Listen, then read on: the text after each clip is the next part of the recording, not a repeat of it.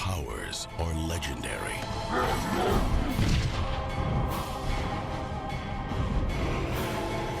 Their origins are unknown. Their methods are extreme. And the game is on. LXG, the League of Extraordinary Gentlemen.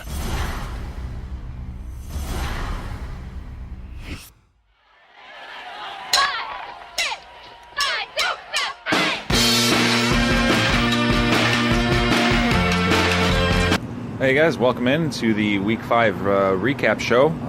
Kicking off the first matchup, we have OG Billy Witch Doctor does it again, kicks butt with Butker. 21 points from the Kansas City kicker there. Also managed to get 15 out of Odell Beckham before he goes down for the year with that ankle injury. But he takes down Adamas Lamas in Week 5, and the train keeps rolling there for OG Billy Witch Doctor. Jeremy, who's your matchup? My first matchup, I'm going to be doing Joski versus the Barbarians. In this game, we had a projected score of 82 to 83, so it was supposed to be a really close game. But it ended up being a 21-point win by Craig, who won 85 to 64, thanks to 16 from Seattle, 15 from Brown, and 21 from Phillip Rivers. While Joe, he still would have won the game, but if he would have played Deshaun Watson over Stafford, he would have got 20 extra points. As Stafford only won for 15, Deshaun Watson keeps the streak going as he puts up 35 points. All right, in my next matchup, we have the Bag of Didkas versus Chi-Town Beatdown. For a projected score of 78 to 84, favoring Chi-Town, we again also had the makings of a close game. And this one also was not close, as Steve won by 14 points, 65 to 51. Steve got the win on the backs of Buck Allen for 14 and Ezekiel Elliott for 12. And Josh had a chance after Cam Newton won for 26, but it was not enough. And Josh remains our only winless team at 0-4-1. And I get the pleasure once again of recapping our high game of the week, which was Carlos putting an absolute beatdown this week with 30 points from Fournette, 28 from the Jaguars defense. Also got another 30 points out of Dak Prescott this week. So good job, Carlos, bouncing back up after a tough loss last week for the high score of the week. Congratulations. All right, now we're going to do Kneecaps versus Dirty Slovaks. Again, we had a projected score of 77 to 82 favoring Adam in the slow box, and he stayed true to the prediction. He scored 86, but Kneecaps was not able to match his projection and only got 59. Adam got the win thanks to Carson Wentz going for 28 and Devontae Adams going for 18. While Neil did not take my advice and start Crabtree, as Crabtree outscored all 3 of his wide receivers combined with 14 points, as his receivers combined for 10 points this week. And in my final matchup for the Week 5 recap, I got Excuses Start Soon, taking down Nuzzy Futz, who was the high scorer for the previous 2 weeks, but takes the loss this week. DeAndre Hopkins scoring big for Excuses Start Soon. Tough week for Stephon Diggs, who got a big 0 for Nuzzy Futz. So Excuses Start Soon, get the win there. And that'll wrap up my Week 5 recaps. Jeremy, what do you got next? In my last recap, I'm going to be doing Heinrich Maneuver versus Yay Boys in Spandex. With a projected score of 84 to 69 favoring Ben, this was going to be a blowout, and it turned out to be, as Ben won 82 to 51, winning by 31 points over Tree.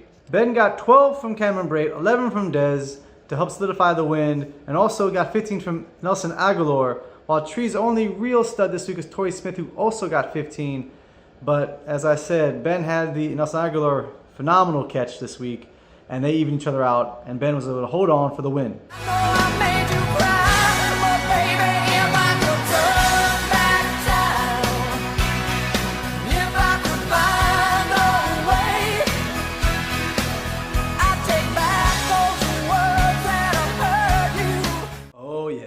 It is the Share Turn Back the Time Player of the Week.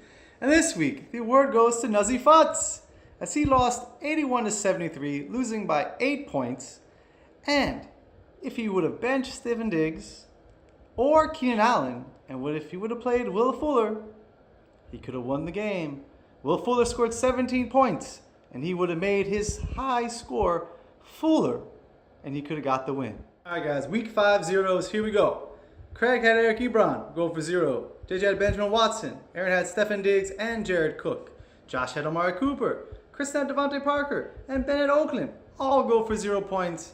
But they are not the biggest zero loser of the week, as Josh had the Houston defense go for the big whopping -3 points this week and be the lowest score of the week in our league. Some injury news coming out of the Week 5 matchups. All of the Giants receivers go down. Odell Beckham out for the year, having ankle surgery. Also Brandon Marshall going down in that one. Sterling Shepard also going down in that one. So looking pretty bleak for the Giants wide receivers. Who else? We also had, we have Derek Carr possibly coming back in Week 6. Marcus Mariota possibly coming back in Week 6. But you might need to have some backups ready if you're playing either one of those guys. And if you're looking for a couple free agent pickups, running back, you're looking at E.J. McGuire for the Jets, going up against the Patriots this week, who have the worst run defense in the NFL. So that could be a high-scoring game. You look for get some points out of him. Another guy you might be looking at is Willie Gallman, maybe for the Giants. I'm not really sure about that. I'm not trusting any Giants these days. Receiver-wise, it's pretty thin out there. Maybe Javon Curse for the Jets. Yeah, not a lot looking out there on the waiver wire. So hopefully you got your benches filled and you're ready to go for Week 6. Gotta get to work. That's right. Yes. Come on. My name is Willie. Yes, there it is. The Willie Beeman Breakout Player of the Week. We actually have some pretty interesting guys this week we can choose from because a couple people actually played. We had Aaron Jones go for 18 off of my team, but, Tom Montgomery's coming back, so who really knows what's going to happen with that situation.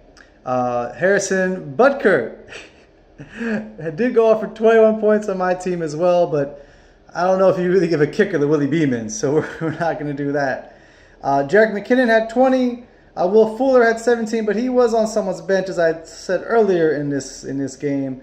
And Duke Johnson also went off for 14, which was a good possibility for this one. But this week's winner of the Willie Beeman Breakout Player of the Week is Carson Wentz, with his highest score of the season going for 28 points, which even for a quarterback is a really good game.